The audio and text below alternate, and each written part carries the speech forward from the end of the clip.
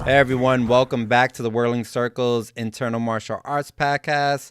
I am your host, Shawn Garcia, joined by Frank Allen, founder and owner of the Wudang Physical Culture Association, and of course our new co-host, John Molinar, who is an instructor and senior student at the Wudang as well.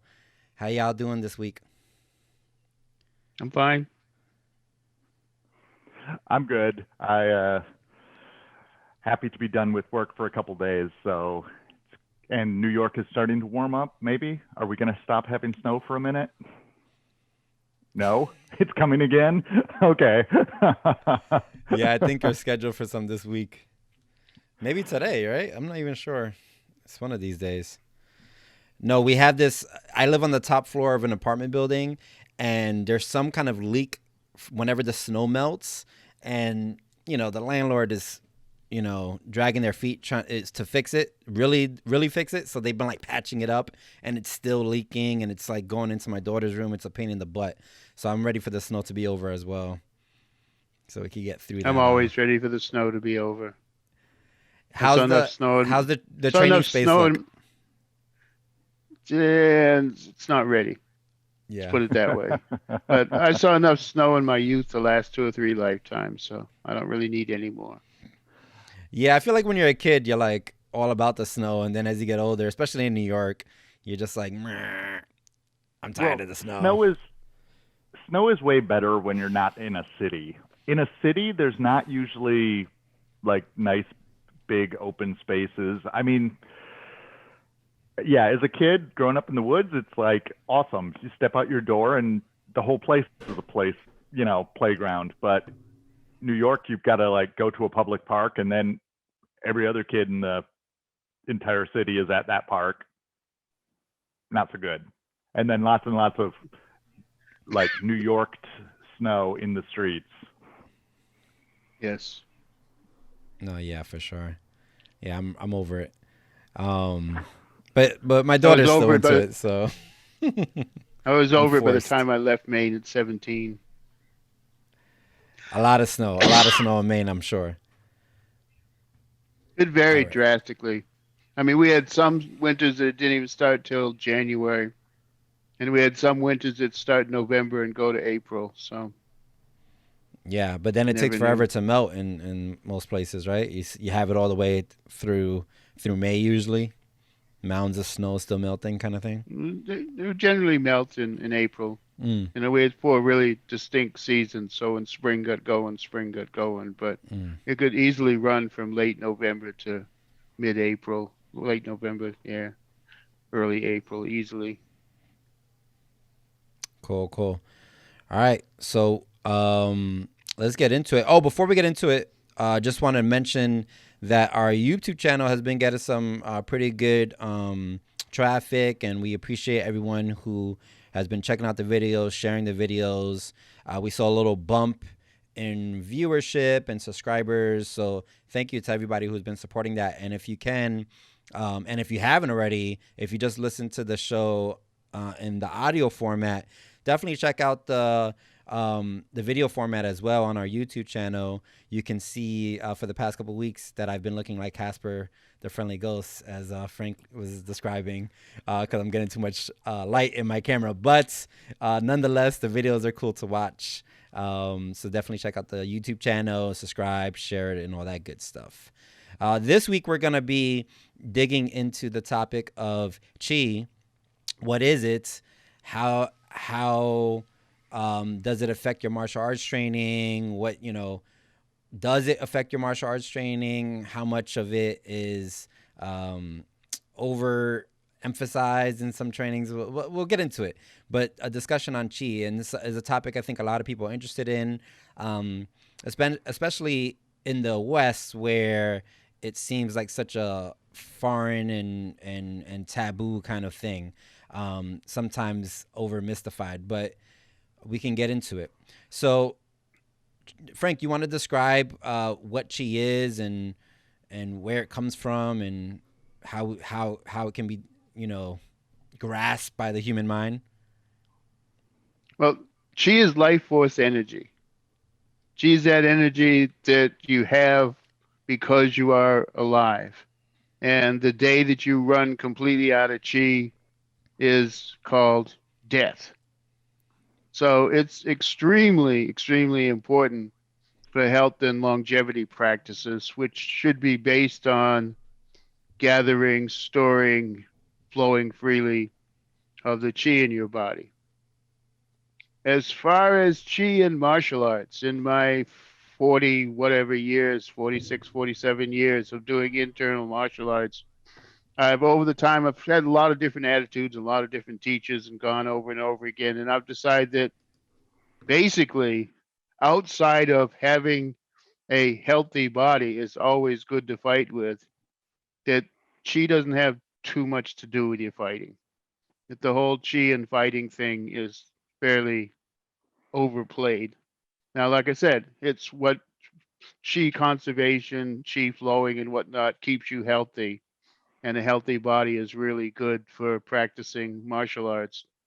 But as far as using chi to devastating effects, I mean, maybe there are people out there that can do it. I've read of people that I've thought maybe this person could do it. But as far as my personal experience, no. I've had people that could project energy into me, no doubt about it. I could feel the energy going into me, but there certainly wasn't any no touch thing, and there wasn't even any tap thing. I was getting hit. So after a while, I decided that was probably just a penetration of concussive energy. It was a separate thing from this life force energy that we call chi. John, do you have any thoughts on like how to define chi for folks, and anything to add on to what Frank's saying? Well, I mean, Or maybe what would I have you say? ever had conversations with anyone who is not Western about the topic of chi? Well, yeah, sure.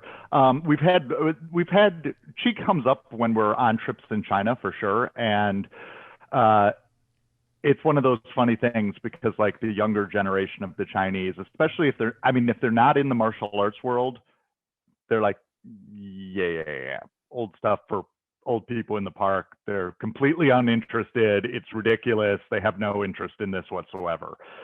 If you talk to the older generation or people that are involved in Chinese martial arts in China, then you're certainly going to, it's just understood that it's a real thing. Also, certainly like when we're in talking to the Taoists and things like this, to monks and things. So it's an interesting thing in China that almost is, it's accepted by people maybe over a certain age, and then also by people that are involved in practices that would have some reason to believe it. But there's a whole lot of younger Chinese people who aren't involved in those things and just completely disregard it. Um, I guess that the thing I would say is that isn't there, Frank, is it a character or that there's some sort of understanding of chi and breath having, or maybe it's like chi and heat coming off of food. There's there's some sort of idea that comes through from China that it's that you acquire chi either from the food or from the warm food. The Chinese are big into eating warm food, not cold food. And then also this idea of breath. So we don't happen to practice mostly qigong that uses breath techniques, but we still, if you're trying to understand the idea of qi and how it affects the body, it's similar, at least, to some of these ideas of breath work and things that come from yoga, or that, the practice breathing, awareness of breathing is becoming increasingly popular in Western training and all of this. Like the vitality of the body is incredibly affected by breath. So I think that the Chinese understand qi as something that's much more than breath, but it has some correlations because like who's the jujitsu guy that got big into yoga? One of the is it Hickson? Which one Hickson, was yeah. it that okay. So I mean that's where that idea entered jujitsu that like the importance of breathing. But nobody's going to tell you in jujitsu that control of your breath or your vitality uh, makes you a better jujitsu fighter. It gives you more endurance. It gives you the ability to do certain things. But as Frank says, it's not like a video game. It's not like an You can't do anime some cartoon Magneto, where you're Magneto choke somebody out kind of thing. right. Nothing like that. Projectile jujitsu. Um, so I will be very interested to develop this discussion with Frank because certainly I understand the idea that chi is not it's not like laser beams that we're shooting out in martial arts and stuff. But I do think that there's an interesting discussion of things like sensitivity practices and how chi comes into that when you are um, doing two-person work, either cooperatively or uncooperatively, what you can use chi for in those types of work, which I mean ultimately does fall into like fighting falls into sort of uncooperative two-person activities and certainly sensitivity in the internal martial arts like especially Tai Chi is the most famous, things like push hands and all that. I think that the sensitivity aspects of what Chi might affect in your practice is a topic I'd like to hear more about. Yeah, and so I Well, mean, it sounds like we're saying that we're defining it as kind of like this vitality, life force. Frank, is this something that is tied to our life cycle? Like, do we have more chi at birth, or is it like something that can be like people talk about generating more chi? Is that how we describe it over time through well, practices, or are we just trying to like get the most out of the energy that we have access to naturally? there's been a few questions here. Mm-hmm. So let's start with Jonathan's chi and breath.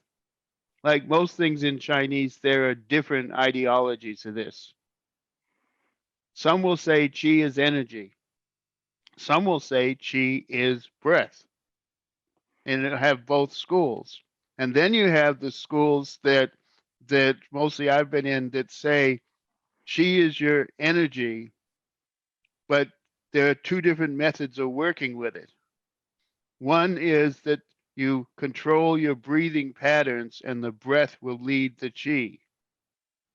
The other one is that you learn to feel your chi by sensitizing your nervous system, and your mind leads your chi, and the chi leads the breath and everything else. So this chi and breath thing, and listen, then there's schools that say chi is breath. So there are different ideas about that going around. And then in a pure Taoist, since martial artists only relate to chi, same way they tend to only relate to the lower dantian instead of the middle and upper dantians, as opposed to if you actually study Taoism, you have to relate to Jing, Qi, Shen, the three energies, part of the manifestations of the three essentials, the three treasures. With your Jing being your essence energy, sometimes considered your sexual energy, but sexual energy is generally considered just a part of it. But Jing is your essence energy.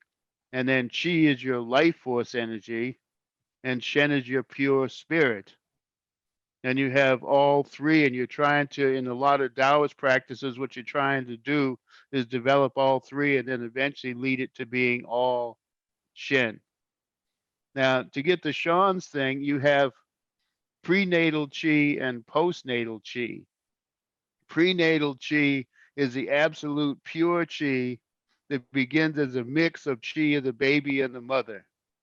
And it's pure and it's strong and it's what really generates stuff. And then postnatal chi is the chi that you add to that. And as you get older, you end up using more and more of, which is the chi that you get from your outside energy, from your eating, from your breathing of oxygen, and from the stuff that you do after you're born, your postnatal chi.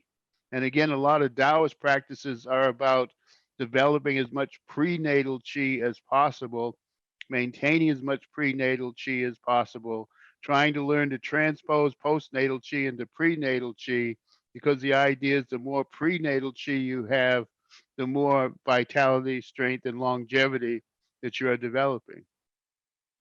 So the prenatal chi is something that one can affect after birth. Yes. And And so, for yeah. one thing, you have almost pure prenatal chi for the first 6 months, and then you have mostly prenatal chi till you're 12. And then if you're not starting to develop it, it starts to go downhill, and you get more postnatal chi, and the balance starts to go the other way, according to certain practices. We were getting a lot of that with our last trip to Wudang, studying with the monk we studied with there, Chen Li Sheng. We were doing meditation, and a lot of the meditation was involved in trying to maintain and develop prenatal chi. Mm. And in Eh, your yin yang balance that we were mentioning in the principles, prenatal chi is yang, postnatal chi is yin. mm. Okay. And then, so is there, maybe we can start off with maybe what are some things that can deplete one's chi? Like, especially if you're thinking like a child, that pre 12-year-old, like, how do you sustain? I'm thinking as a parent, I'm like, how do you like not deplete chi? Like, what's some practices or things that one would do that would deplete chi? Well, before Anything that's 12, not good for your health? before 12 years old, if you stay healthy and you eat a relatively healthy diet, you don't have to worry about it. You've got a lot of prenatal chi. So just After good 12, it movement deplete. and good food kind of thing. Yeah, just don't let them do stuff that's blatantly unhealthy. After 12, of course, the big one in Chinese culture is that you deplete your chi with too much sexual activity.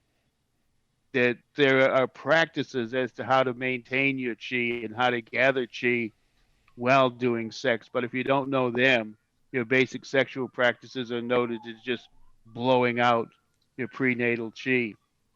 But prenatal chi is also blown out by anything that overexcites you, as that whole thing of keeping the quietness and keeping the calmness. Anything that overexcites you, I wouldn't say excites you, but overexcites you, is blowing out your prenatal chi also. And then, of course, anything that's ingesting stuff that is actually vaguely poisonous, i.e., alcohol and drugs and whatever, also depletes your prenatal chi.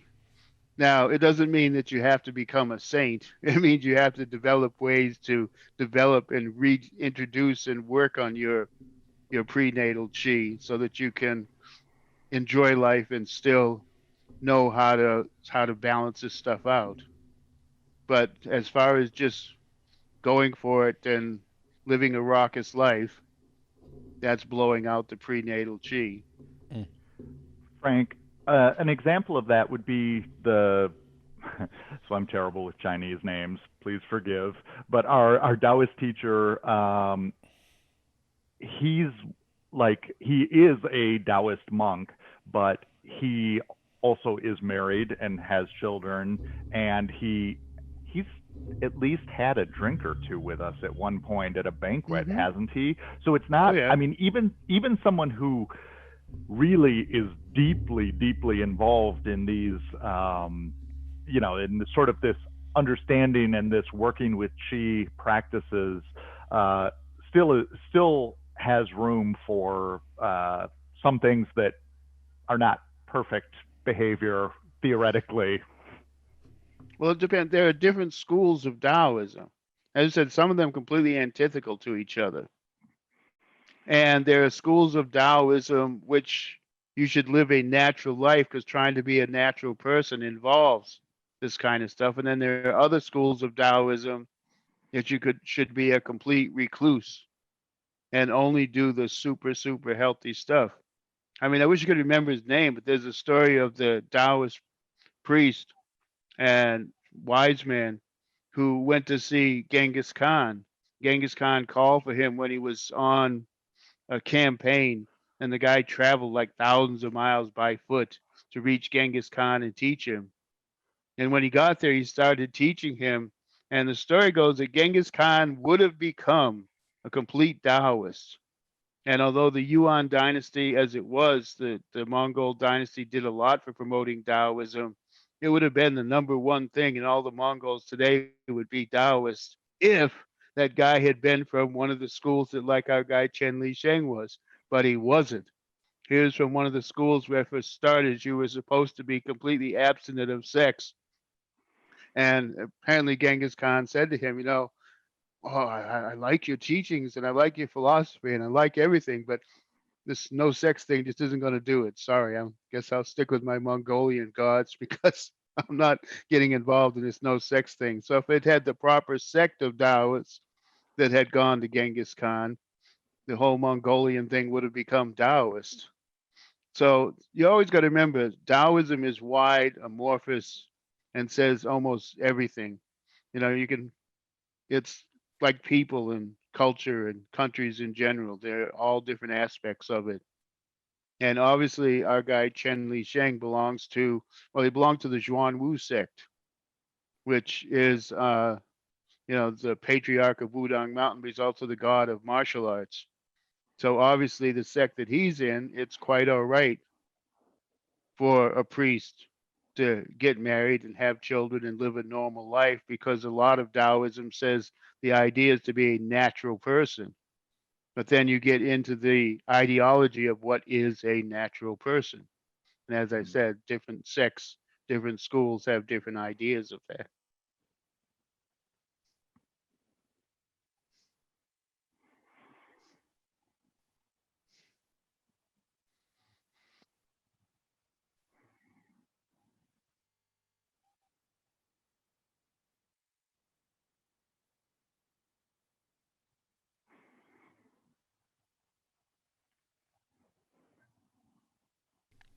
It's very similar kind of conversations that are had, but also too, even just like in Western medicine, we talk about cellular degeneration and practices that will, you know, enhance or heighten the cellular degeneration, making it happen at a quicker rate, and that it seems very tied into this kind of conversation on like vitality and life force. I'm sure it doesn't encompass everything that we're talking about, but definitely on a physical level, we can see how if someone is doing a lot of the unhealthy practices that you were describing, Frank, without the practices to balance it out, how their body just starts breaking down. I mean, you think of like a rock star who's just like sniffing coke and like going on tour and having sex everywhere with random ass people, and just living like a no sleep kind of lifestyle, and then they're just breaking down. But some of them get into yoga or something, right? At the end, it doesn't work. It's too late. so And so I yeah, go ahead. well, the basic thing of chi practice or qigong should be not getting caught up in the miraculous things you can do with chi, because most of them aren't real anyway. And if they are real, they're involved in wasting your life force energy. I mean, there's the example of the ultimate kung fu star who made himself a movie star in way, way, way too short a time, and then up and died of an unexplained reason as to why his brain swelled up. No one ever came up with any reason of that after he had used up all of his chi, making himself a movie star in much less time than it should take, and with the ultimate end that he ended up dying a month before his biggest film and greatest fame ever hit. So, there is that. And the idea then should be that you are gathering as much chi as possible and putting it in your storage bank, which is your lower dantian. Your lower dantian, the one that's in your low belly, is the storage point for chi, as well as your connection to everything in life that's not human. And the idea is you want to be able to fill that as much as you possibly can and keep it full and realize that it's always coming in and going out. Everything on the planet has qi coming in and going out. And you want to develop methods to gather it and always replace it because you're going to have it going out. And then, as far as gathering and storing your chi travels through your body in channels and comes out a little bit and emanates beyond your body, what we call a chi field, but it's the same thing as an aura. Mm. And the idea is you want to have these channels open so it doesn't get jammed up, it doesn't get blocked, because blocked and jammed chi can create problems also. So the primary practice should be gathering and storing chi and opening up the channel so that it flows freely for you and flows freely through all parts of this sentient being. But this whole idea of trying to get it to use it for miraculous effects, number one, mostly it doesn't happen, period. Number two, if you could make it happen, you're starting to waste this stuff that you should be gathering and storing and keeping, as the most important thing you could ever gather. Is much more important than gathering money, is gathering chi, because money doesn't help when you're dead. Um, Therefore, the gathering and storing of chi should be one of the number one practices in a person's life, and certainly should be what people are learning in qigong. Because a lot of qigong these days, they don't even relate to qi. And qigong is supposed to be any exercise that says that it relates to qi. Mm. And there are hundreds and hundreds of different kinds. And as far as movement and ideology, it's a lot of them don't have anything to do with each other, completely antithetical to each other. But if it works with qi, it's qigong. Well, a lot of it also just opens your body, relaxes your body, stretches your muscles and connective tissue, massages your organs, and it's all good stuff. But it's not necessarily actual what used to be considered qigong. Now these days, a healthy exercise can be considered qigong, but in the old days, qigong was only if you were building your storage and opening your channels for your actual qi. But there's certainly nothing wrong with doing exercises that loosen you up, relax your mind, massage your organs, pump your fluids, et cetera, et cetera. So where does the difference happen? How does chi generation begin? Like, what intentionality does one have to have during their movement practices or doing these qigong practices? Like, what is the missing component of that formula? Well, it has to be conscious mind intent. Your conscious mind intent is working with your chi. You're trying to do something that draws chi into your lower dantian. You're trying to do something that pushes the chi through your channels. You're trying to do something that opens up the channels. It has to be conscious mind intent. It doesn't happen unconsciously. John, you have any ways that you try to build on that chi and how you tap into that conscious mind intent? Well, so I've done. I mean, I'm sure there's people that have studied many, many, many more types of qigong than I have, but I've done quite a few different systems now because Frank teaches at least. Well, you probably have at least 10 different types of qigong that you teach, right, Frank? And I feel like this is probably an individual thing about what connects with somebody. There's certain practices that have worked better for me and where I feel like I've connected and I've been able to sort of tap into that sense of chi much more so. I don't want to get into which ones they are, other than to say that, again, the standing practices and the idea of awakening your nervous system so that you become more able to feel your own body. And then essentially the idea is that there are we consist of different levels of density. And so things like it's easy to feel bone, it's harder to feel organs. Your chi is like a step beyond your flesh in terms of less dense, but those practices of standing, relaxing into it, and trying to feel your body, your chi and Awakening, your chi, yes, awakening your awakening. nervous, awakening your nervous system.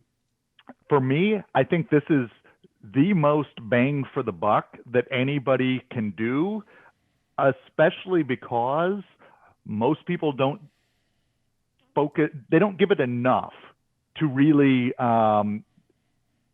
get more awakened in the nervous system and to be able to work with chi thereafter. So there may be other practices that are actually more bang for the buck, but if you don't actually develop that sensitivity, then you're probably not going to get the best results from the other practices.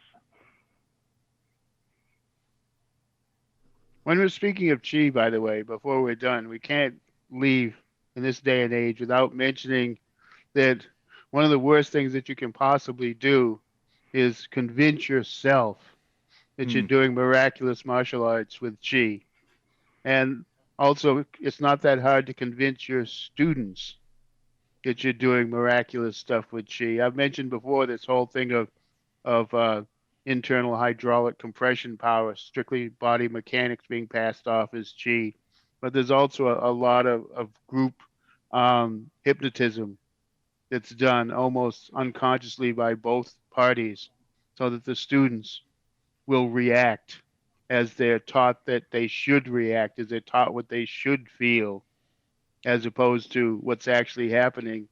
And as we have seen in the past few years, along comes some mediocre actual fighters that will call these people out and destroy them every time. And it's interesting. It isn't even like it's really good fighters doing this stuff because good fighters wouldn't bother to call out delusional old men and beat them up.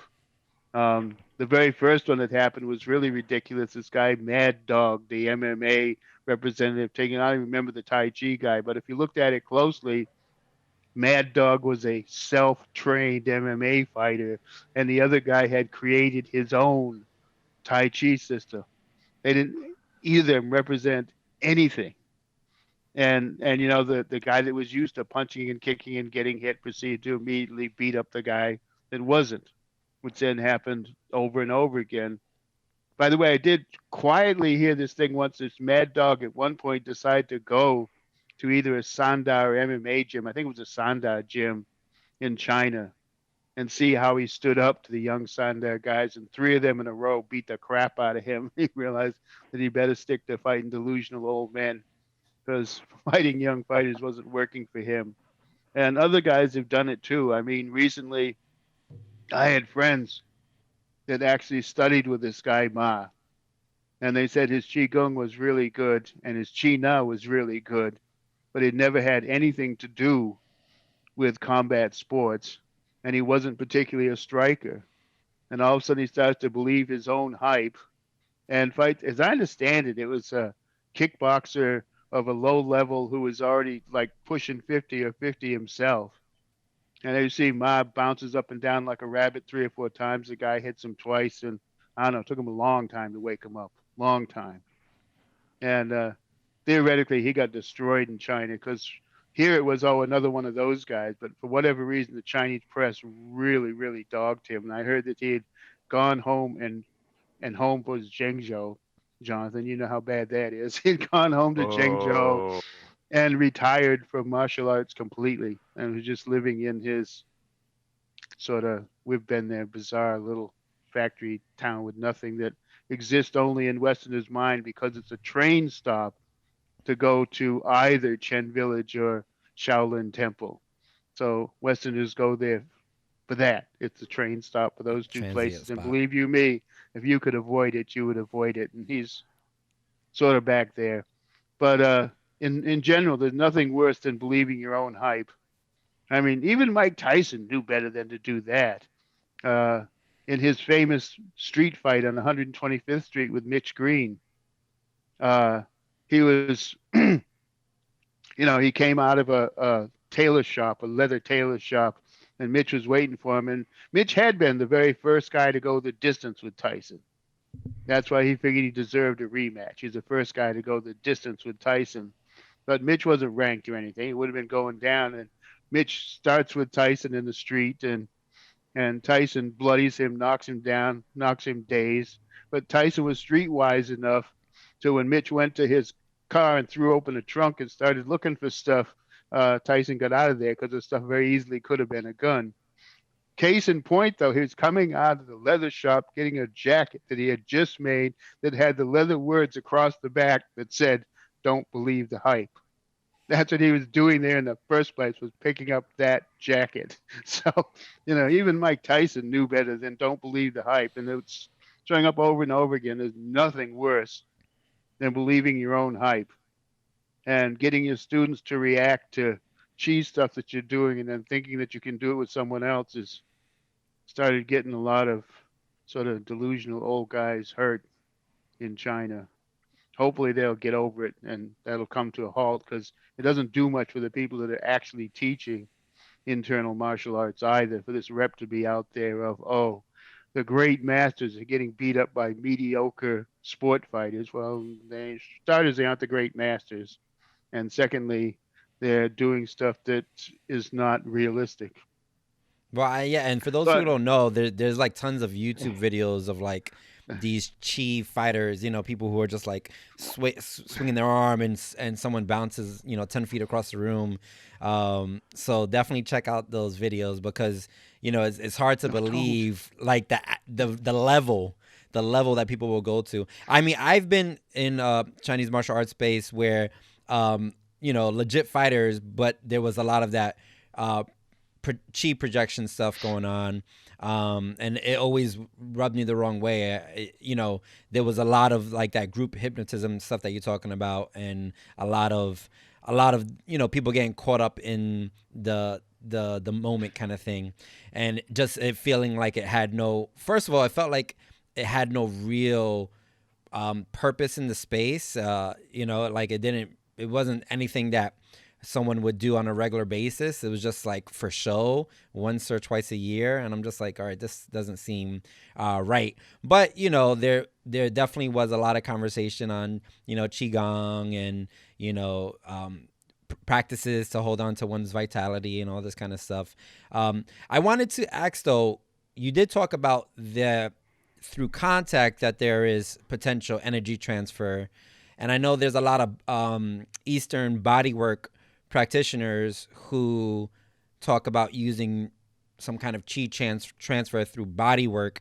Is that something that you think is real, or is it also given too much hype? well, it's a combination of both, but it's absolutely real on a certain level. But the thing is that, like I said, it's life force energy. And people that really work on developing it, medical people that really work on develop it, can do medical things with it. But as I understand it, primarily, if you have a patient that has too little chi somewhere, they should have too much chi somewhere else. Mm. And the basic practice should be to help them balance their chi. Take where they have too much chi and move it to where they have too little chi.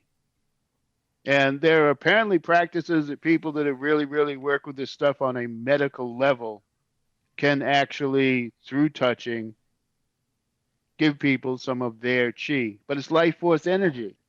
So if you have a patient that's dying and you start to give him your chi, the outcome will be eventually that you'll die with him.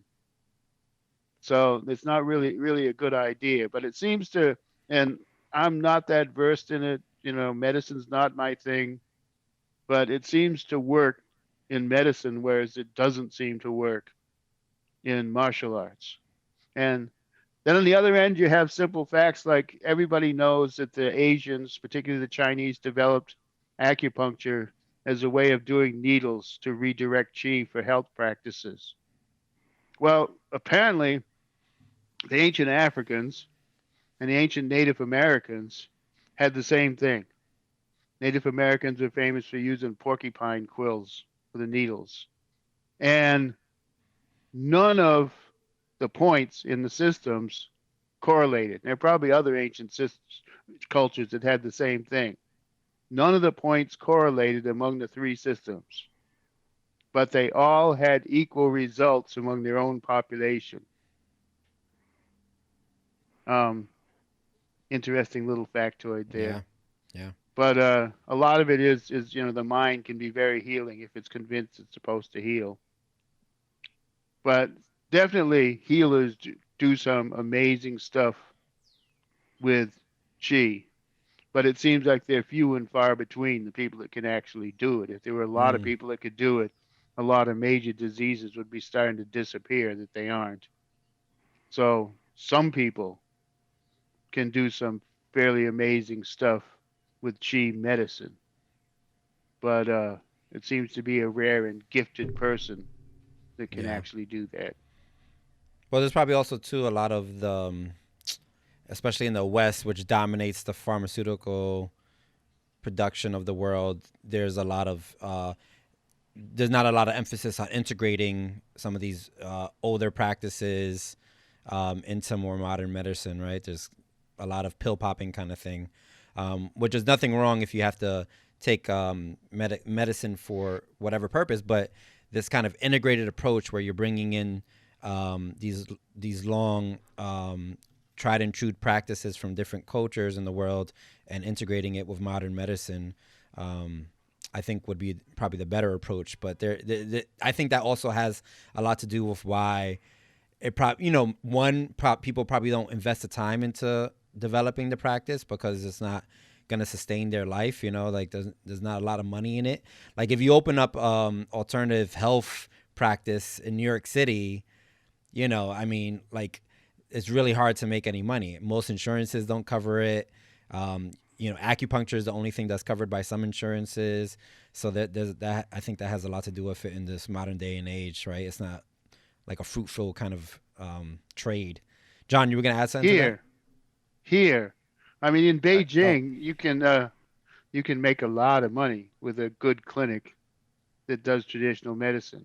We've been to some, and you can do very very well with a good clinic that does traditional medicine. But also, the Chinese for decades now have been integrating Western medicine and Chinese traditional medicine.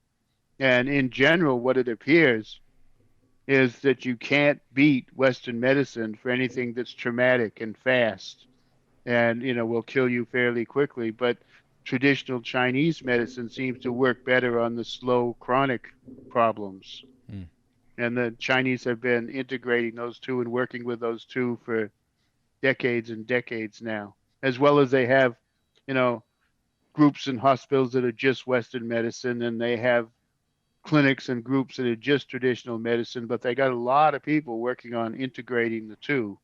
So they've got a more open approach to it than anybody in the West. But of course, the West has a lot of the medicine is politicized and organized and business oriented. And, the AMA is a business organization, not a health organization. mm-hmm. And you got to deal with that. Yep. I also wanted to pipe in a little bit or chime in a little bit. What you said about the pharmaceutical industry and Shawn, basically, there's a huge thing in American culture and probably more and more in world culture of people just want the quick fix, like the pill. They don't want to do anything to improve their health other than, taking a pill is easier than exercise, or it's easier than changing their diet, or it's easier than doing qigong. So anything that people are trying to sell or make profit from, they're going to be more profitable, and they're going to get way more people interested in it if it's super easy for the consumer, like popping pills. All these other practices are a much harder sell because they demand more from the person. They demand actual activity from the practice or from the person. And a great example of this to me is physical therapy, which I've gone to a physical therapist before, and I was surprised to find that the places I went were emphasizing treatments like massage and stuff. And I had to really ask and repeatedly ask for any exercises to go with the like with the massage or the cold therapy or any of that stuff, because and they seemed surprised that I even wanted it, because Yeah, they're a business that's and again a you're change. I mean, I did physical therapy in the military in the 60s, and teaching people exercises and having them do exercise in the clinic was a major part of it. right. And now it's gone. But now it even affects psychotherapy. People don't want to go through talking to the therapist and getting into their feelings and all this stuff that psychotherapy is about. They just want to show up and go, give me a pill that'll make me feel better. Well, also too, I It's mean, everywhere. you develop industries that their profit margin is determined by sickness. You know, like the more sickness, the more that they're profitable. So whether they're subconsciously, bad guys or just caught up in a system that's doing bad things, I going back, it makes me think though what you're saying about this, John, this lack of people wanting to get engaged in practices that are going to be good for their chi and overall health. And maybe that is during the for parents out there, that is something that we can do, is cultivate with our kids, cultivate with our students if we're martial arts instructors, cultivate a desire and interest to embrace these practices that aren't the easiest in the world, but show benefit. I think that could be a great contribution that parents, teachers can give to their students, their children, because then we can start kind of moving the direction of society. I think people also too are seeing, especially like with the coronavirus and all these kind of things, the pandemics going on around the world. People are seeing that there is a need to kind of move away. I hope move away from just popping pills and getting caught up in that and developing more stronger physical practices. Like for instance, during the pandemic, I know a lot of people have engaged in doing more like, meditation, more stuff for their mental health, more yoga, all this kind of stuff, because they're realizing, oh snap, my body, my immune system is really at risk, and there's this pandemic that there's not a medicine for. So like, let me do stuff to like make my body a little stronger to deal with this.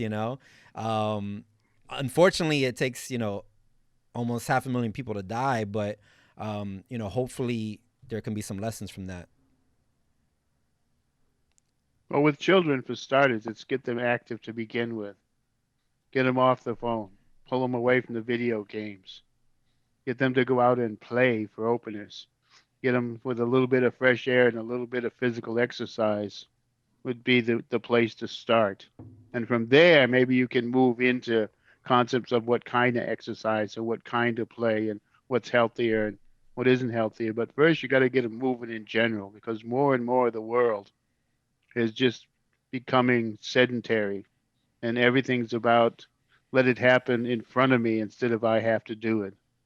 And especially with the children, this whole thing of little children being given, smartphones, it just is not a good idea.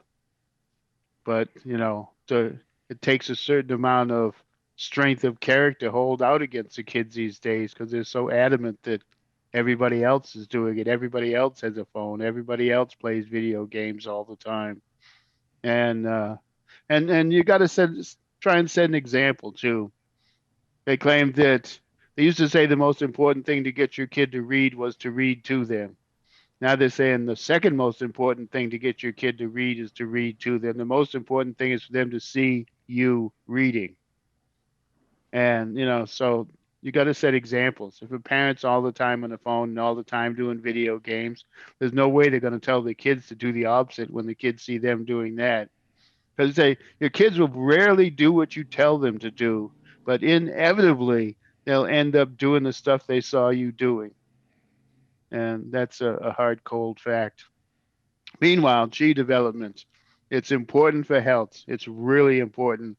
And it's the energy that keeps you alive. And learning to gather it, store it, get it to flow freely is a very important practice. Not getting caught up in believing that you can do miraculous stuff with it and believing it yourself is one of the most dangerous things that you can possibly do. And I think that kind of sums up our qi practices and what the Wudang physical culture has to say about qi in general. Yeah, for sure. I think that wraps it up pretty good. And Frank, is there any kind of classes that you have offering right now, virtual classes that are really focused on chi development? I know all of them probably have a component of it, but is there anything that we can point people to take advantage of with our virtual classes? Well, Tina teaches qigong classes, and that, of course, is what it's about: exercises for health.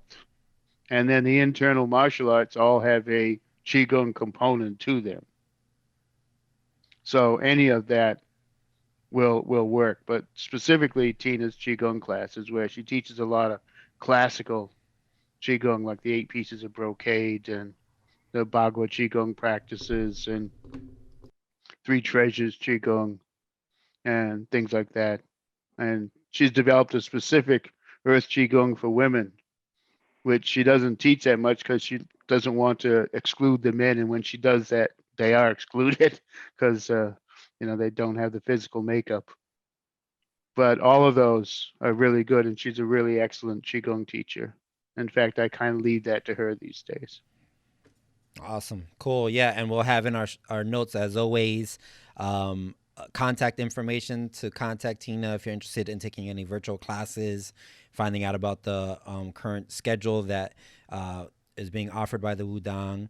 And also, too, as always, drop some, likes on our videos, review us on iTunes. I'm going to see if for next week if I pull up some of the reviews that we already have and give a shout out to everyone who's written us a review. So if you want a little shout out on the podcast, write us a review and we'll give you a little shout out. And yeah, subscribe to us on all the different social medias and all that good stuff. And we'll be back next week. I think we're talking... let's not say we were talking. We never want to promise anything because we mix up the schedule on how we release things. But definitely there's some cool stuff coming up around Liu Jinru, around the Wudang. We're doing some pre-UFC fight kind of conversations, building up for one of the big UFCs that are about, was it 258 or 259? 259, which is a pretty three big championship matches. Yeah. So we love doing those episodes too. All right, cool. Well, we'll see you guys next week. Enjoy the rest of your week. All right. Take care, Shawn. All right. See you, John. See you, Frank.